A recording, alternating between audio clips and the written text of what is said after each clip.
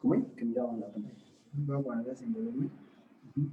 Pero pon la atención en vivo. Estamos al aire.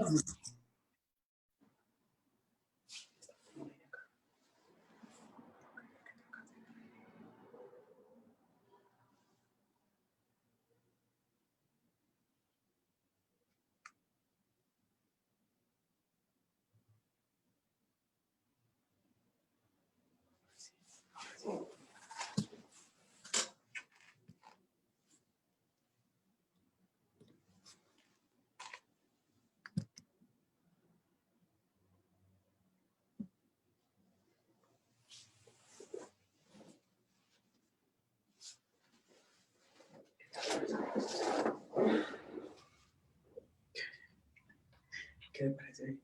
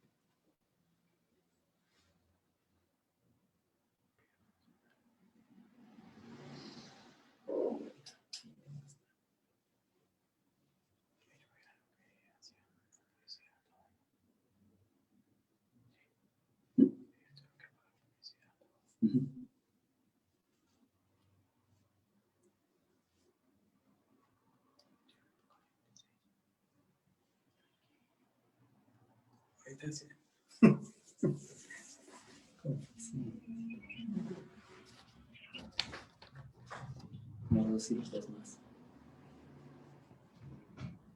Vamos a cerrar 15 con 16 o 18.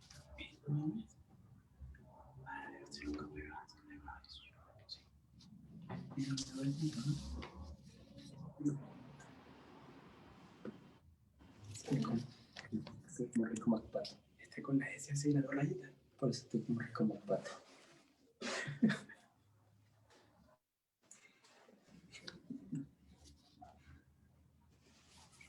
Bueno, estamos próximos a iniciar, que ya están llegando nuestros invitados y nuestros participantes. Vamos a dar 30 segunditos y estamos arrancando.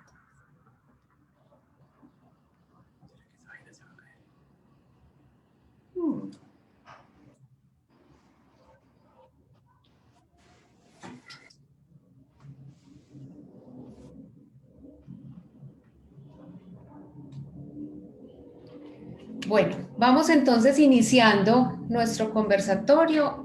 Al doctor Quispe y al doctor Rincón una bienvenida muy especial en nombre del equipo de Vida Funcional, que es un espacio educativo para la comunidad, para estudiantes, para papás y para personas que tienen que ver con todo el mundo también de la traumatología y la ortopedia. Hoy nos acompañan dos invitados muy especiales, el doctor Raúl Quispe, que es especialista en traumatología infantil, es docente e investigador de la Universidad Cayetano Heredia, entre otras instituciones, y adicionalmente es miembro de diferentes organizaciones que se dedican a la investigación en traumatología. Y también lo acompañará en este conversatorio el doctor John Brani Rincón, que es especialista en traumatología infantil y cirugía, investigador médico y conferencista en distintos espacios también en temas de cirugía y ortopedia. A ustedes dos, muchas gracias. Hoy nos convoca un tema bien especial y creo que preguntas que quienes son papás y mamás se hacen todos los días. ¿Por qué el cuidado de nuestros chicos en temas de las lesiones que hay que tener, los cuidados especiales que hay que tener y por qué es diferente? Entonces, sin más preámbulos, los dejamos con los doctores para que nos cuenten y nos amplíen un poco más sobre el tema. Bienvenido, doctor Quispe, bienvenido, doctor Rincón. Muchas gracias, Beatriz. Bueno, buenas noches a todos. Bienvenido, hola, Yombrani, ¿cómo estás? Nuevamente. Agradecidos por la invitación y nada, dispuestos acá de poder ayudarlos con las dudas que puedan tener a través de las consultas que puedan surgir durante este conversatorio, ¿no, Yombrani? Creo que claro que sí. Entender algunas diferencias importantes en el manejo de las lesiones en niños y en adultos. Recordar el famoso principio que los niños no son adultos chiquitos, son niños que tienen unas etapas de crecimiento, que tienen una formación ósea y muscular distinta, y a eso vamos a englobar el tema. Entonces, doctor Raúl, cuéntenos la diferencia que hay en un hueso de un niño y en un hueso de un adulto y cómo podemos nosotros tener cuidado en cuanto a esas lesiones. Bueno, claro, la intención de esta charla es dar a conocer por qué deberíamos tener ciertos cuidados o por qué deberíamos estar más preocupados respecto a algún tipo de lesión. Y digamos, esta característica está bien definida por lo que acaba de mencionar Imran, que es la diferencia sobre todo en los huesos, ¿no? Las otras partes o digamos otros componentes anatómicos son muy parecidos, pero en los huesos hay una gran diferencia, y esta es la del cartílago de crecimiento, ¿cierto? O también denominado fisis, que es el área que se encuentra en los extremos de todos los huesos largos, en su mayoría, y que permite pues el crecimiento longitudinal y en grosor del hueso a medida que el niño va creciendo. Esta fisis es la zona de mayor debilidad de un hueso, porque no es el tejido óseo compacto, tiene otras fibras, otras características de andamiaje que hacen que sea más débil y por lo tanto se pueden lesionar.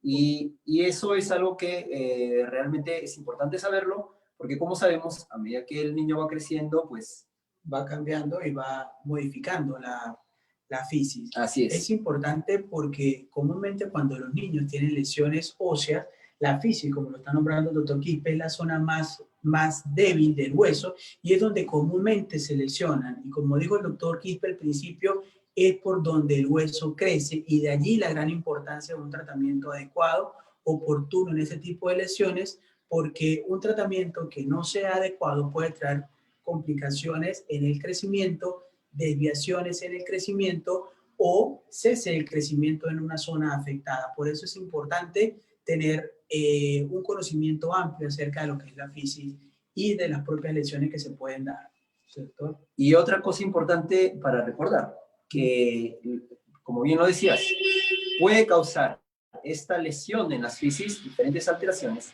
pero sobre todo es importante reconocer que como ahora los niños practican actividades físicas de mayor demanda de energía, es decir, practican actividades físicas como deportes más intensos en cuanto a la descarga de energía, es más fácil aún que se puedan lesionar las fisis y por lo tanto tener consecuencias a futuro sobre el crecimiento de estos huesos, ¿no? Entonces, yo quisiera que me menciones, Yombrani, algunas características que podemos encontrar respecto a una lesión que puede estar asociada a la fisis. Ok, es importante cuando el niño tiene traumatismo verificar el estado de la extremidad, si hay un aumento de volumen, si está distinto al contrario, si la función está perdida, si el dolor es importante, localizar la zona exacta de dolor y ver en caso tal si el niño tiene la función adecuada o no de la extremidad. Cambios en el tamaño, cambios en la función, cambios en el dolor, cambios en incluso el volumen de la extremidad, nos hacen pensar de que puede estar lesionada la fisis. Claro, pero sobre todo estas lesiones siempre asociadas a las articulaciones, pues, ¿no? Porque justamente hablamos de las fisis, ¿por qué? Porque estamos relacionándolas indirectamente con lo que en los adultos serían los esguinces, que son las lesiones que van a aparecer en las articulaciones, o sea, muy cerca de ellas, y que están relacionadas con las lesiones ligamentarias, que en el niño pues se va a traducir en lesiones fiscales.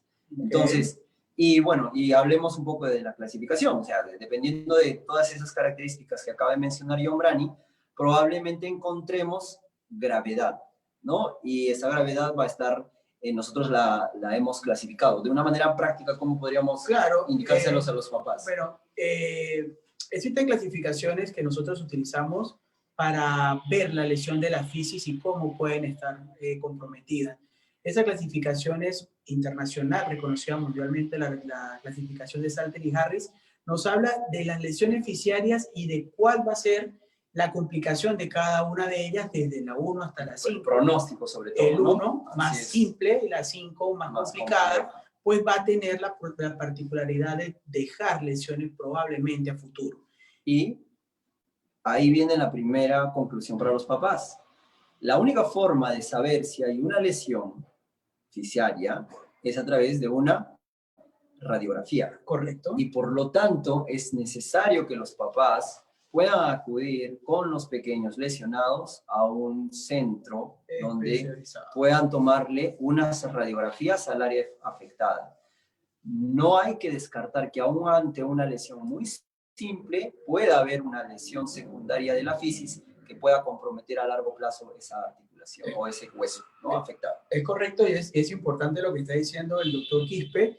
Es muy común ver que los niños se golpean y los padres piensan de que no, de repente le va a pasar en 2 o 3 días, le va a pasar en 3 o 4 días, y pueden eso traer complicaciones importantes, ya que la fisis tiene la particularidad de ser más irrigada, quiere decir que tiene mayor aporte vascular y por ende el callo o la cicatrización que puedan tener es mucho más rápido que el de cualquier otra parte del hueso. Entonces a veces los padres esperan 1 semana, 2 semanas, y son semanas y tiempo valioso para hacer un diagnóstico y un tratamiento oportuno. Exactamente.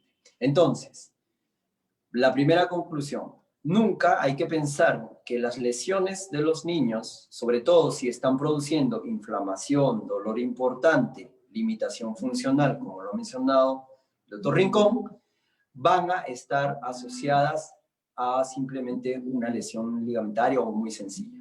Siempre es necesario descartar la posibilidad de una fractura o una lesión de la fisis, y para esto es necesario ir hacia un centro de salud donde se pueda evaluar adecuadamente esa zona lesionada, incluso con radiografías comparadas. Pero además de eso, hay que recordar las cosas que podríamos hacer en casa mientras hacemos el traslado o mientras tomamos la decisión de hacerla. Ok, claro, es importante. Si tenemos en casa la particularidad que uno de nuestros hijos tiene un traumatismo, aumento de volumen, limitación, lo que está comentando el doctor Quispe, tenemos que tomar medidas para poder evitar las complicaciones a corto plazo. La aplicación de hielo local sobre el área nos va a ayudar a desinflamar. Podemos hacer unos vendajes parcialmente compresivos que nos permitan mantener una inmovilización parcial del área, elevación del miembro afecto para poder mejorar la circulación y evitar el edema. Es importante mantener la calma cuando hay un traumatismo de un niño, pero siempre buscar la respuesta. Los niños tienen una particularidad importante. Cuando ellos se quejan de dolor es porque realmente les duele. Cuando ellos no pueden mover una extremidad es porque realmente les duele. Y allí el reto del médico de saber que va a atender niños grandes que le van a expresar: me duele el codo, me duele el brazo, me duele el tobillo, pero va a atender niños de 4 meses, niños de 1 año, de 2 años, que todavía no hablan y que con el dolor y la limitación funcional nos están diciendo qué es lo que probablemente tienen.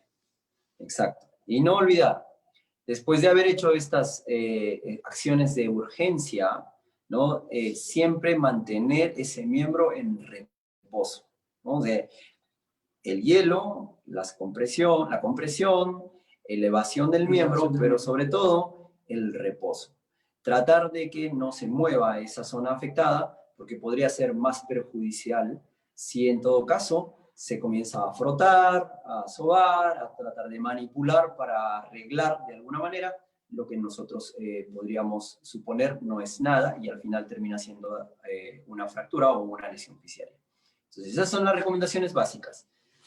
Por lo tanto, para ir viendo un resumen hasta ahora, reposo, hielo, compresión, elevación de la exactamente como primera opción, y el traslado para tomarse una radiografía. Y bueno, eso sería la parte que corresponde a la zona de mayor debilidad, pero además de eso, los niños se lesionan en otras áreas. Y ahí también viene otra característica: el proceso de curación. ¿Cómo es el proceso de curación de un niño? El proceso de curación de un niño es mucho más rápido que el de un adulto. El niño necesita simplemente un tratamiento, un reposo, una inmovilización parcial, comúnmente para un tratamiento, una fractura diaficiaria. Diaficiaria es la mitad del hueso, donde comúnmente suceden traumatismos en los antebrazos, que es el típico niño que se cae de un árbol y se le fractura el antebrazo, la clavícula cuando caen de bicicleta, algunos traumatismos posterior incluso a accidentes de tránsito, y por qué no hablar también del probable fracturas de fémur que pueden ser consideradas incluso como maltrato infantil en niños menores de 1 año, ¿no? O fracturas en un accidente de tránsito, fracturas de fémur, fracturas pélvicas, que necesitan incluso inmovilización, y en algunos casos, como sus fuerzas musculares no son tan grandes, el tratamiento con inmovilización puede ser suficiente en un tiempo mucho más corto que en el del adulto. Ujú. Y hablamos entonces de un gran espectro. Existen lesiones que pueden tratarse de manera funcional o rápida, y existen lesiones que van a necesitar probablemente algún tipo incluso de procedimiento quirúrgico. Los niños también se operan, ¿cierto? Se operan, Claro que sí. igual que un adulto, solo que las cirugías en los niños están más asociadas a un gran compromiso, a una gran fragmentación, angulación o desviación de los ejes, porque los niños toleran muy bien fuerzas deformantes que van a hacer que se angulen, se derroten, etc. Claro, hay algunas que son más tolerables que otras, pero en general los niños toleran mejor estas condiciones del traumatismo que los adultos. Claro. Y existe en ellos un proceso de remodelación que es mejor que el de los adultos. Incluso en su fase de crecimiento, o sobre todo el antebrazo, que es una de las fracturas más comunes de los niños, tiene la particularidad de tener un amplio porcentaje de remodelación, como lo hizo el doctor Quispe, pero también hay zonas en el cuerpo donde la remodelación no es tan buena como es el caso en el codo. Cuando hay fracturas en el codo, que llamamos supracondilias, en la zona más baja del húmero, esas fracturas no tienen una buena capacidad de remodelación como la tiene el antebrazo. Entonces, cuando hay ese tipo de fracturas que también son muy comunes, tienen que ser llevados el niño de inmediato a un centro de atención especializada y el médico evaluará, dependiendo de la gravedad de la lesión, la posibilidad de un tratamiento conservador o la posibilidad de un tratamiento quirúrgico. Actualmente, con el centro, con el doctor Quispe, los tratamientos quirúrgicos no se indican a todos, pero se indican en los casos en que es la única solución para lograr la función del niño. Exactamente. No todas las fracturas se operan, pero tampoco es posible que todas las fracturas se traten de manera conservadora. Correcto. Eso es importante y esa sería la tercera conclusión a la que hay que llegar, que si bien puede existir algún tipo de lesión, ya sea fasciaria o a nivel de otras áreas de los huesos, no todas las fracturas se tratan de la misma manera. Correcto. Y en el caso de los niños es muy frecuente que el tratamiento pueda incluir solo la inmovilización durante un periodo de tiempo, ya sea con un aparato de yeso completo o parcial, llamado férula, y o en algunos casos muy específicos llegar a un procedimiento quirúrgico. Entonces, estas serían las conclusiones respecto fundamentalmente al manejo general de las lesiones óseas. Pero también tenemos otro tipo de lesiones. ¿Cómo podríamos hablar de las lesiones ligamentarias en los niños un poco más grandes, por cierto? Claro, ahí es importante la pregunta, porque cuando hablamos de niños chicos es raro conseguir una lesión ligamentaria. Pero cuando ya hablamos de niños un poco más grandes, niños de 10, 11, 12 años, que incluso están haciendo alguna actividad deportiva con una exigencia mayor a la que ellos están aptos para poder soportar, ellos sí pueden tener lesiones ligamentarias, y esas lesiones ligamentarias pueden ser parciales, totales, y el tratamiento en ellos comúnmente es el reposo de la articulación. Las inmovilizaciones no son tan bien permitidas, solo se inmovilizan en los casos en que hay una ruptura total o el dolor es muy, muy importante. El niño se utiliza la inmovilización como un manejo de dolor más que para una estabilidad. Y permitir la curación. Pero también es importante recordar, porque estamos hablando de lesiones, que ahora nuevamente, con la mayor demanda de energía que tienen los deportes actuales, donde hay niños que van a practicar bicicleta de montaña, no sé, ahorita estamos, claro, en un tiempo de pandemia, pero en términos generales ya los deportes se van haciendo cada vez más frecuentes y veremos más niños en las calles y otra vez lesionados. Entonces, hay que entender que todas estas lesiones pueden llevar a que puedan existir compromisos ligamentarios, sobre todo en algunas articulaciones específicas, como la rodilla y el tobillo. Y el tobillo, que son... Exacto, que son las articulaciones principales donde se va a producir más lesiones ligamentarias. Para empezar, en las rodillas, ¿existe la posibilidad de que un niño se rompa el ligamento cruzado anterior, como en el caso de los adultos? Normalmente, en el caso de los niños se pueden hacer avulsiones del ligamento cruzado. El ligamento cruzado se trae un segmento óseo y por eso los tratamientos también son distintos. En el adulto comúnmente puede ameritarse la colocación de un injerto para poder suplantar el ligamento, en los niños pueden haber técnicas donde el fragmento que quede unido puede fibrosar y dar estabilidad o incluso hacer una reparación de la zona, solo la zona lesionada. Es raro que se rompa, generalmente se trae el segmento óseo. En términos generales, lo que debemos definir, creo yo, es que sí se puede lesionar primero un ligamento, o sea, un ligamento interno de la rodilla como el ligamento cruzado, ya sea anterior o posterior. Va a depender mucho, y eso es algo muy importante, de la energía. No solamente para ver el tema del pronóstico, va a depender mucho el tema de la edad del paciente y cómo ocurrió, como lo estaba mencionando Yomrani, o sea, si fue una avulsión o si fue una ruptura de intrasustancia o fue una ruptura completa del ligamento, va a tener mucha o de vital importancia es saber cuánto le queda de crecimiento a ese niño para poder tener un factor de pronóstico respecto a lo que debemos hacer. Y de acuerdo a eso, implementar un plan de tratamiento. Pero hay algo que no hay que olvidar, y es que, al igual que en el adulto, las lesiones ligamentarias completas no van a poder repararse tampoco de manera automática. A niño o adulto.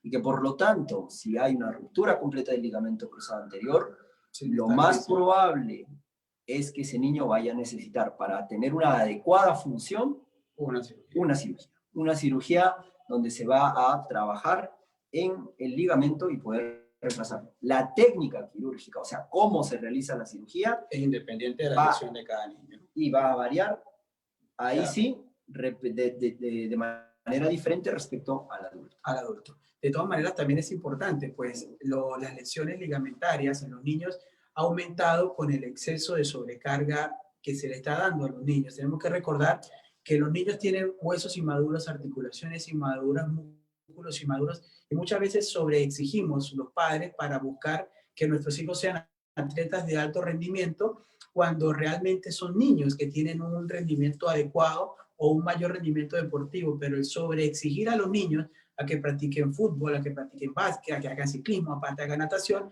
estamos haciendo una sobrecarga mecánica sobre los músculos y podemos, en lugar de traer niños atletas, niños frustrados tempranos. Entonces tenemos que saber que los entrenamientos tienen que ser paulatinos, que hay una norma para el tratamiento de cada niño, porque sobreexigir los niños nos puede traer este tipo de lesiones. Y trayendo a colación lo que acaba de mencionar, Imran, que es algo muy frecuente, por cierto, ¿no? Porque estamos hablando igual de lesiones deportivas o lesiones asociadas, mejor dicho, lesiones en los niños en términos generales, y producto de esta sobreexigencia, existen zonas que se van a inflamar, que están relacionadas con las inserciones de algunos tendones, Exacto, como por ejemplo la zona de inserción del tendón rotuliano o la zona de inserción del tendón aquiliano, y que van a estar considerados como procesos inflamatorios que pueden llegar a ser muy fastidiosos. Usualmente no van a dejar ninguna secuela cuando el niño llegue a ser adulto o cuando termine su periodo de crecimiento,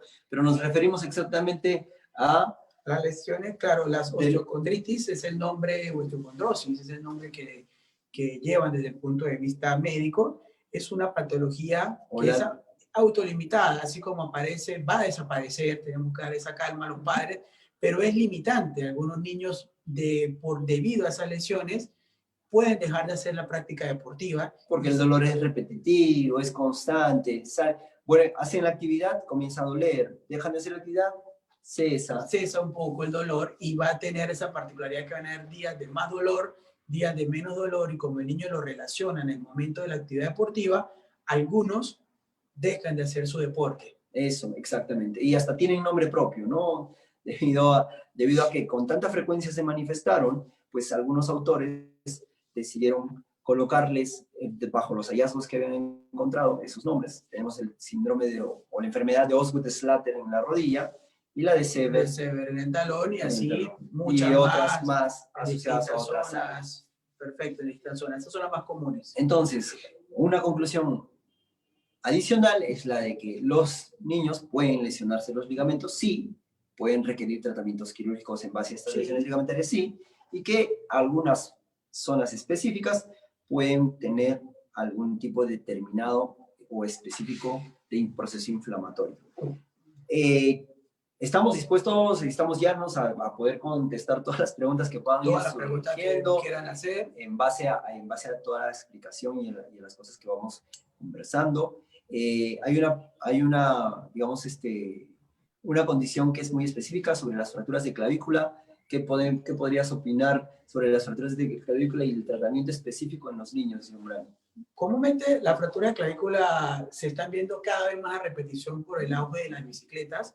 La caída de la bicicleta directamente hacia el hombro hace que los niños tengan un punto de inflexión en la curvatura de la clavícula y se fracture. El tratamiento de la fractura de clavícula en niños, comúnmente el conservador, es simplemente el reposo de la extremidad, la inmovilización con un cabestrillo simple O un inmovilizador en 8, que son dos alternativas, y el niño va a tener su miembro en descanso, medidas de analgesia antiinflamatorio, se va a inflamar un poco la zona fracturada y podemos ayudar con hielo o crioterapia local, analgésicos y mantener la calma, pues esa fractura, la consolidación es rápida, los resultados funcionales son óptimos, el niño comúnmente no queda con ningún tipo de lesión funcional y recordar que si no hay lesión articular y la fractura es en el tercio medio, en los niños esa fractura se trata de forma conservadora. Salvo raras excepciones. Siempre hay excepciones. Un colorario a la regla, así es. Pero el mayor se trata de forma conservadora. Exactamente, ¿no? Hay que tomar en consideración eso. No todas las fracturas son iguales para todos los niños y no todas las fracturas son iguales a todas las edades. Perfecto. Entonces, sí es cierto, el 98% o 99% de las fracturas de clavícula van a estar además ubicadas en la zona central de las clavículas. Y eso es lo que acaba de mencionar Giovanni como el tercio medio. En la zona central de la clavícula sí se va a producir una angulación, lo más probable, o un discreto desplazamiento.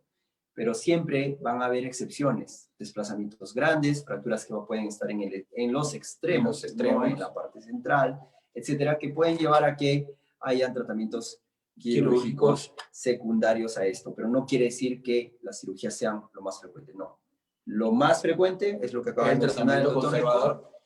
Y, como dice el doctor, ciertas excepciones necesitan traumatismos de alta energía, donde incluso hemos tenido pacientes que han tenido fractura y además de la fractura hay una dislocación de la articulación de la clavícula con el manubrio esternal, y esto es una indicación quirúrgica o viceversa, que aparte de la fractura tenga una lesión sobre la articulación acromioclavicular y lleve directamente el tratamiento.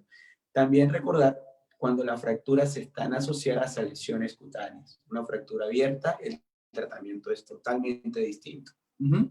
Entonces, vamos esperando algunas preguntas para poder ir conversando y hablando un poco más de detalle, pero mientras tanto yo te quería preguntar, Yomrani, acerca de lo que son los traumatismos de músculos y tendones.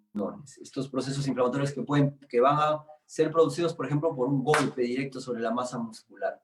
¿Cómo los tratamos en los niños? El tratamiento de los niños iniciamos también con analgesia antiinflamatoria. Podemos utilizar la crioterapia, que actualmente el hielo tiene una función fundamental en el manejo de las lesiones agudas en traumatología, el descanso del área y ver si el niño tiene o no pérdida de la función. Si tiene una pérdida de la función posterior al traumatismo, tiene que ser valorado por el médico, hacer el análisis respectivo, una ecografía, nos puede ayudar bastante en poder delimitar la lesión, si es solo una contusión o estamos hablando de una distensión o una ruptura muscular, dependiendo del grado, el tratamiento que va a tener. Exacto, pero además hay que complementar esta información con algo muy importante respecto a los músculos y tendones. Y que es algo que como médico sí lo veo. Cuando hay un desgarro, ¿no? Lo usual es que algunos indiquen una inmovilización completa del miembro, lo cual es algo que no se debe hacer. Todos los que valoramos netamente la función y los niños, y aún en los adultos incluso, sabemos que no se debe inmovilizar un miembro cuando hay una lesión muscular tipo desgarro, porque esto lo que va a llevar a continuación es que más bien haya hipotrofia muscular, deterioro de las fibras musculares, y el proceso de recuperación va a ser muy lento, ¿no? Muy lento y además menos eficiente que si ese músculo persiste con su función. Así que es Otra cosa importante a tomar en cuenta, la mayor parte de desgarros en los niños sanan solos, muy rápido, ¿no? Y muy rápido. Muy rápido, incluso a veces no necesitan ni el tratamiento de rehabilitación. El tema de la inmovilización es muy importante, pues vemos con mucha frecuencia que ante lesiones que no son lesiones mayores o lesiones musculares simples, vemos con frecuencia que llega a la consulta niños con férulas, niños con yesos, y la inmovilización tiene sus indicaciones. Y la inmovilización está indicado en fracturas, está indicado en ya una lesión ósea que vamos a tratar de forma conservadora. Pero inmovilizar cualquier traumatismo nos trae esas complicaciones y hay que evitar eso. Así es. Muchas gracias. Entonces, y hablando en este caso porque siempre vamos concatenando una cosa con otra, el tema de la inmovilización en sí, o sea, ¿cuándo se debe utilizar una inmovilización funcional? Por ejemplo, en este caso, un walker ortopédico en los niños, Claro. o una inmovilización de muñeca. Pues fundamentalmente cuando hay lesiones que pueden estar asociadas incluso a los huesos, o sea, fracturas, pero que son fracturas muy simples, ¿no? En términos generales, en la muñeca, por ejemplo, un inmovilizador de muñeca puede ser muy bien tolerado y fácilmente se puede utilizar en fracturas tipo tallo verde, que es, Yomrani me puede explicar un poco mejor. Exacto, las fracturas, su nombre es similar a lo que sucede con una planta, con un tallo verde, tal cual. La fractura, se genera la fractura, pero no hay una separación del hueso, por la membrana que cubre el hueso mantiene la anatomía, la membrana se llama periósteo, y esa membrana, aunque el hueso se fractura, es como si se arrugara, como pasa con los tallos verdes. Ese tipo de fractura, funcionalmente, el niño, incluso en algunas oportunidades, el niño tiene fractura de tallo verde y los papás no se dan cuenta porque el niño tiene cierta función. Entonces, ver el niño sucede mucho en el extremo, en la unión del extremo distal del antebrazo, ante caídas de bicicleta, caídas corriendo, y pueden mejorar con inmovilizaciones funcionales, férulas. También se están utilizando férulas 3D, que son diseñadas a medida, y son bien toleradas y aceptadas y con todas las comodidades de que se pueda mojar, el niño pueda hacer sus funciones. Y si no altera la carga, en el caso que sean lesiones, fracturas pequeñas, el niño perfectamente puede tener una inmovilización funcional que es más cómoda para ellos y por supuesto para los padres. Claro, si hablamos de las férulas 3D o las férulas en todo caso de los inmovilizadores de muñeca que se ven en las casas ortopédicas, entonces estos se pueden retirar para el baño y luego colocárselos, ¿no? La única consideración a tomar en cuenta es que no haya un movimiento excesivo de la zona afectada. En el walker ortopédico es otra indicación funcional para el tratamiento fundamentalmente de las lesiones que pueden estar asociadas a los ligamentos, como habíamos hablado, de los tobillos, o en algunos casos para el reposo que se pretende lograr ante una determinado proceso inflamatorio, ¿no? Que puede ocurrir por sobrecarga mecánica, también lo había mencionado el doctor Rincón, y los inmovilizadores en 8. Los inmovilizadores en 8 que ya son funcionales hace años para el tratamiento de clavícula. De las fracturas de clavícula. Hace años se hacía ese vendaje, pero pues era un vendaje un poco ortodoxo que era con yeso y realmente daba... ¿Y eso en clavícula? No. Daba lástima ver a una persona con el vendaje en 8. Pero eso ahorita se está utilizando, tiene una muy buena función y es totalmente tolerado por los niños. Exactamente. Y por último, creo que otro tema funcional tendría que ver con las rodilleras o con los cabestrillos, ¿no? Que también es útil, como lo mencionaste, para lo que significa pues el tema de las fracturas de clavícula, incluso en algunos traumatismos, en algunos traumatismos de codo, de húmero, el niño puede tener un cabestrillo que le permite una inmovilización parcial, pero suficiente para poder mejorar su actividad y su dolor. Muy bien, y con eso, pues bueno, creo que la mayor parte de las lesiones del esqueleto del niño ya están, del aparato locomotor del niño están descritas. Nos faltarían netamente las lesiones que se pueden producir en cabeza, pero esas pues no las tratamos nosotros directamente como traumatólogos. Así que si hay preguntas de parte del público, pues nada, acá estamos gustosos en poder contestarlas. Si Beatriz también tiene por ahí alguna pregunta. Doctores, sí, aquí tenemos a muchos de nuestros participantes muy interesados y muy activos en las redes y las preguntas las han estado bombardeando todo este rato. Entonces me remito como a transmitírselas para que podamos dar respuesta. Claro, claro que sí. Pregunta uno de nuestros invitados. ¿Cómo saber cuándo es necesario, ante una situación con un niño, cuándo es necesario acudir al médico? Ok. Es importante saber que cuando el niño tiene un traumatismo y ese traumatismo se acompaña de aumento de volumen del área lesionada, dolor de fuerte intensidad, limitación funcional, es una indicación de que el niño tiene que ir al médico. Aun cuando el niño tenga tolerancia a ese dolor, es fundamental que sea valorado. Como estábamos hablando hace un par de minutos de algunas fracturas que se llaman fracturas en tallo verde, esas fracturas pueden generar un dolor que sea bien tolerado por el niño, pero el hueso puede estar lesionado. Muy ¿Okay? bien. Creo que tenemos más preguntas por acá. Hay otra pregunta que creo que nos hace un papá y nos dice, con la postura que tienen los niños para recibir las clases virtuales en la realidad que estamos ahora, ¿se puede lesionar su espalda? Pues más que lesionar la espalda como tal, o sea, si hablamos del eje, ¿no? De la estructura intervertebral o vertebral, eso no se va a lesionar, pero lo que sí vamos a crear son fatigas o sobrecargas musculares debido a las posturas inadecuadas que usualmente tienen los niños jóvenes y nosotros los adultos cuando estamos frente a una pantalla. Entonces, hay unas medidas que son bien prácticas que se denominan medidas ergonómicas. ¿Dónde debe estar tu pantalla realmente para que evites una sobrecarga en el cuello? ¿Cómo debe estar distribuido tu teclado? No puede estar, pues, horizontal o paralelo al piso, por decirlo así, sino que tiene que tener un grado de angulación para que la visión llegue directamente al teclado y evites esas maniobras. Las pausas activas. Tienes que detenerte después de unos 40 minutos, 35, 40 minutos como máximo. Tienes que pararte, moverte. Somos seres de movimiento, no somos seres estáticos, ¿no? Entonces, esas condiciones pueden ayudar a disminuir la posibilidad de tener este tipo de sobrecargas mecánicas, de alteraciones que puedan llevar luego a un dolor, molestias, ¿no? Las tortícolis que pueden aparecer. Claro, y aparece con frecuencia el uso de aparatos electrónicos, sobre todo. Muy bien. Otra pregunta. ¿Cuáles son las recomendaciones al volver al colegio para evitar las lesiones luego de estar quietos en casa tanto tiempo? Bueno, realmente es importante que los niños en el momento de hacer actividad física hagan el calentamiento. En un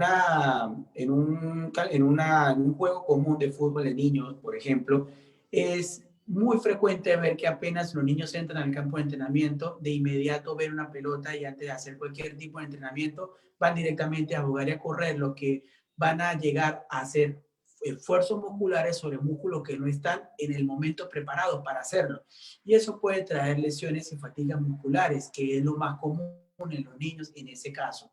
También es importante al volver al colegio, como lo decía el doctor Quispe, hacer las medidas ergonómicas, hacer un buen uso de su mochila, de su morral o de su bolso de colegio, pues comúnmente esos bolsos tienen mucho peso. Muchas veces un niño que pesa 12, 15, 20 kilos, tiene un morral que le pesa 10.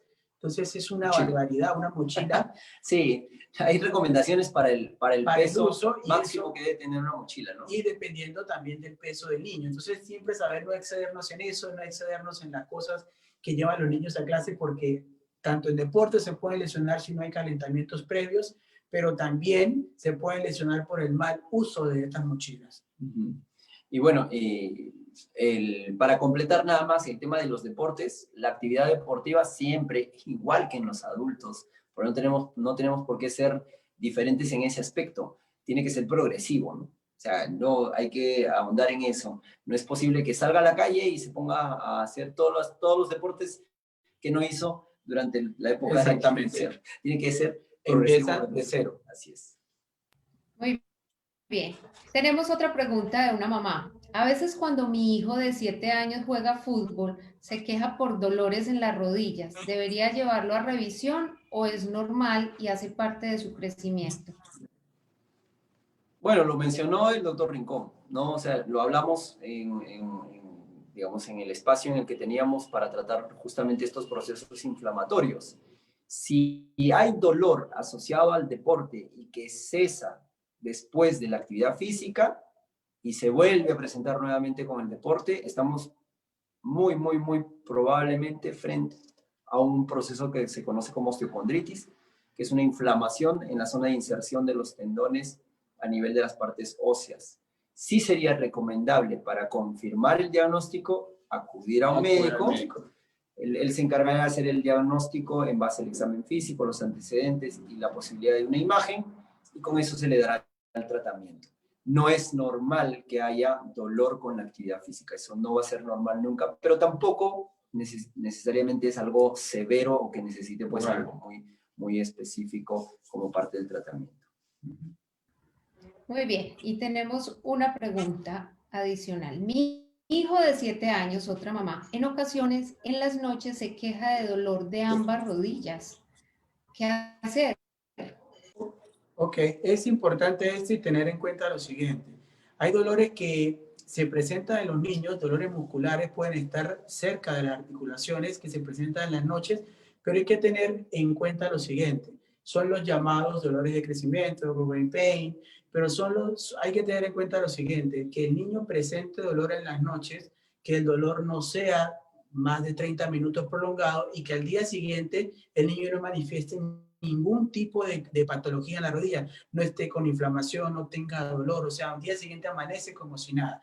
Hay que tener eso en cuenta porque ahí podemos nosotros diferenciar un dolor de rodilla que es el llamado, el conocido comúnmente como dolor de crecimiento, a otras patologías propias de la rodilla. Si el niño tiene dolor en la noche, amanece con dolor, dura la tarde con dolor, ese niño tiene que ser evaluado de inmediato por un especialista, ya que dolor en una articulación sin antecedente traumático, que tenga aumento de volumen, que tenga probablemente cambio en la temperatura local de la articulación, es una indicación de una emergencia que tiene que ser visto lo más rápido posible por un especialista.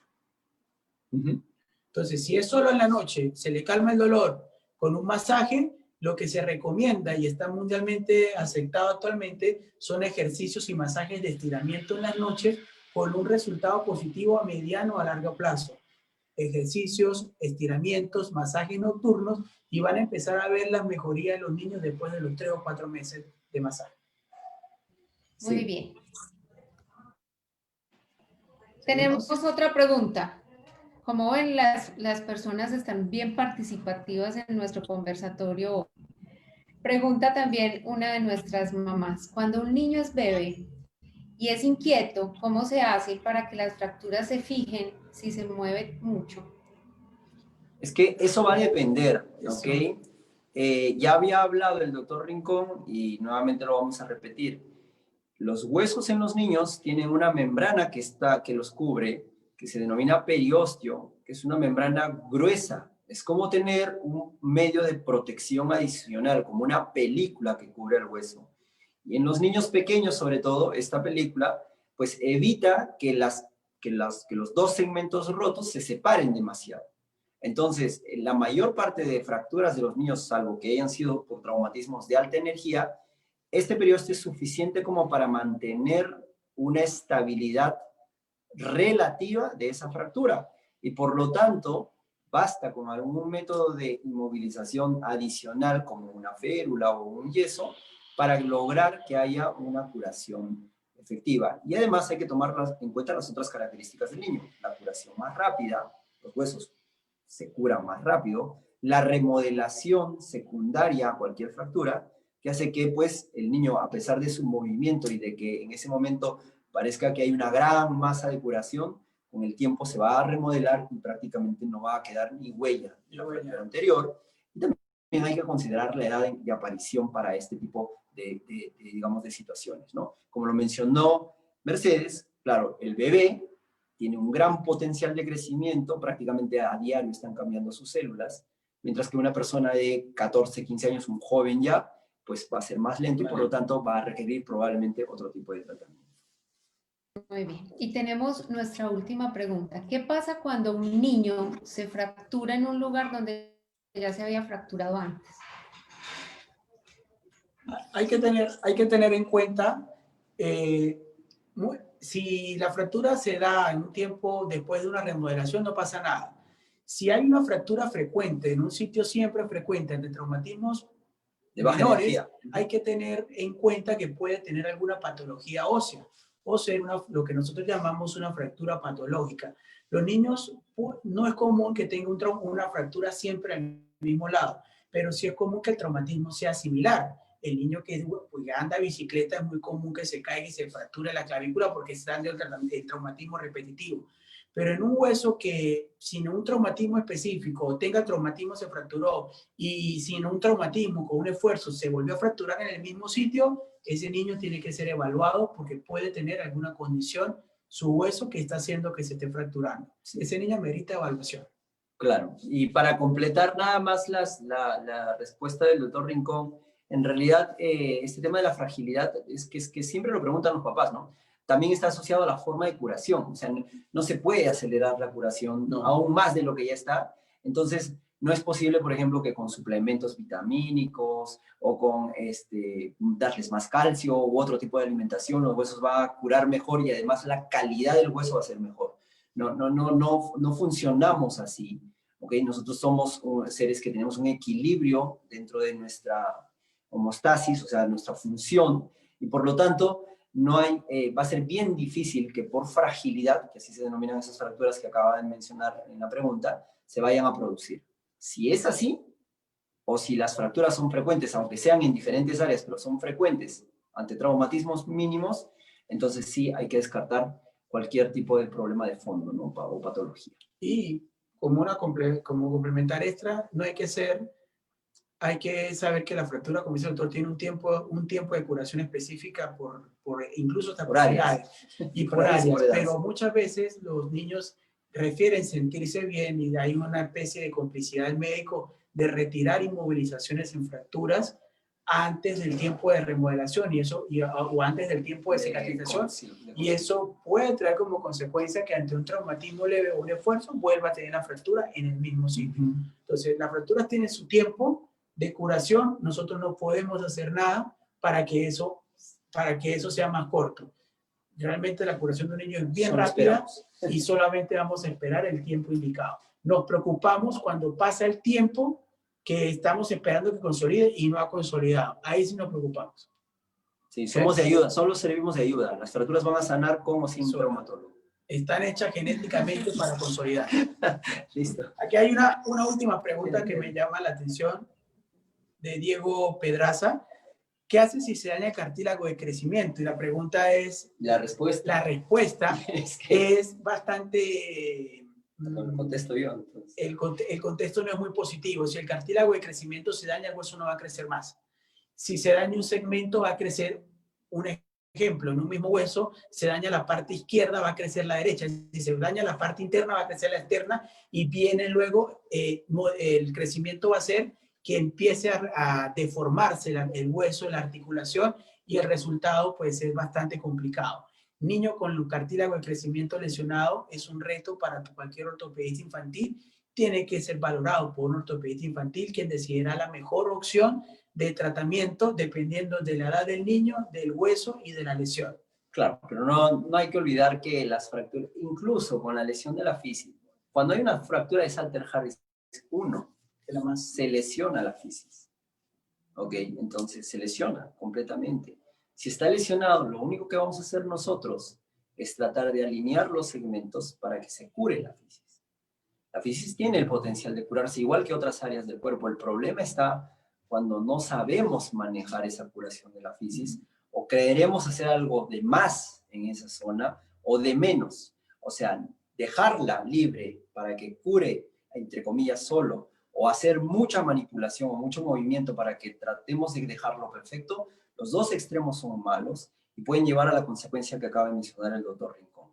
Hay fracturas que sí están más asociadas a la posibilidad de lesionarse permanentemente, que creo que es el motivo de la pregunta. Pero en términos generales, y empezamos justamente con el tema de las fisis, porque es la zona con la que hay que tener más cuidado. Y gracias a la pregunta, porque realmente si hay algo importante que mencionar en esta charla, es ese.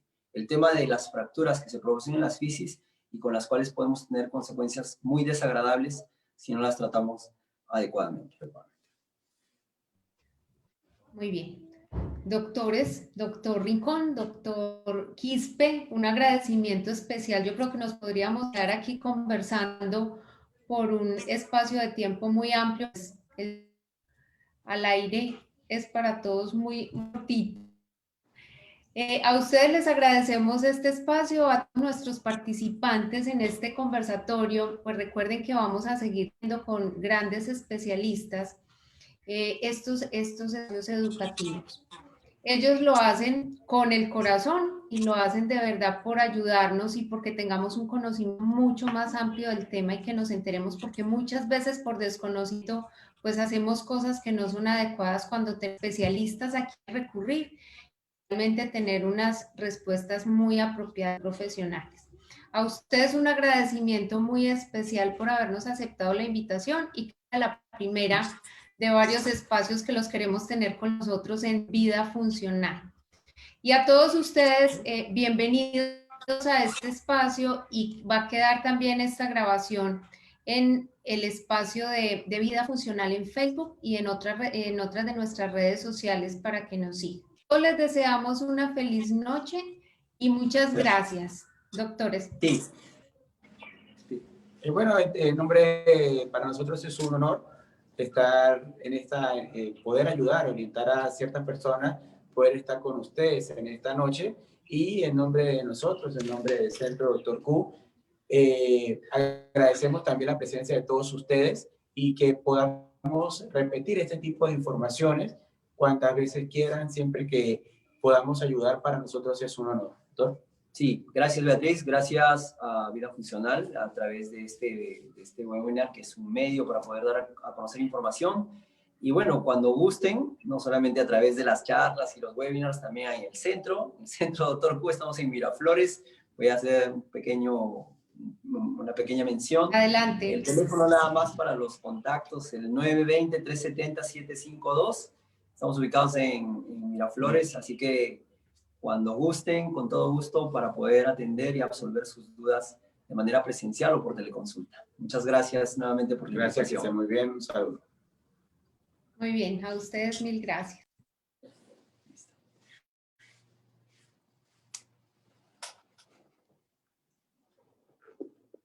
Listo.